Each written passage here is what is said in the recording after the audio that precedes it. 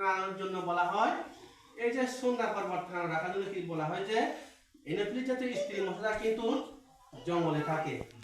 যখন সন্ধ্যা হবে, সন্ধ্যার হাতে মশাটা কি করে বাড়ির ভিতরে ঢোকার চেষ্টা করে।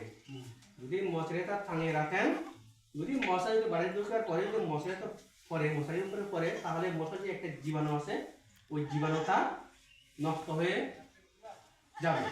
তখন ওই মশা কামড় দিলেও তো আপনারা কি ম্যালেরিয়া হবেন না, জ্বর হলে ম্যালেরিয়া হবে না। ঠিক আছে, এই জন্য বলা হয় সন্ধ্যার পর মশারিগুলো টাঙিয়ে রাখা।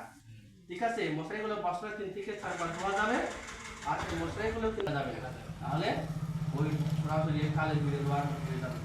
ঠিক আছে, তাহলে কি করবেন, ধোয়ার পরে রাতে শোকাবেন, রোদ্রে শোকানো যায় না মশারিগুলো। ঠিক আছে, এগুলো কিন্তু দেওয়ার সময় এগুলো বলা হয়, তারপরেও আজকেও বলতেছি।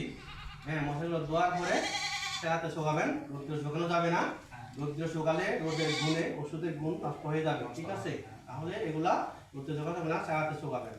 ঠিক আছে, তাহলে কি জ্বর হলে রক্ত পরীক্ষা করবেন। ঠিক আছে, যদি ম্যালেরিয়া থাকে তাহলে আপনি প্যারাসিটামল আছে, আশেপাশে ক্লিনিক আছে, ক্লিনিক থাকে ডাক্তারের কাছে কিনে নিয়ে যাবেন। ঠিক আছে, যদিও বা জ্বর ভালো হচ্ছে না, তারপরে আবার কি করবেন, এই যে ডেঙ্গু, চিকুনগুনিয়া হতে পারে তো। হ্যাঁ, এটাও পরীক্ষা করবেন। হ্যাঁ, এগুলো সব ফ্রি তো।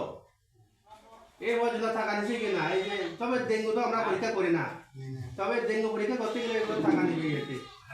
ঠিক আছে, কিন্তু আমাদের আমার কি প্রশ্ন হচ্ছে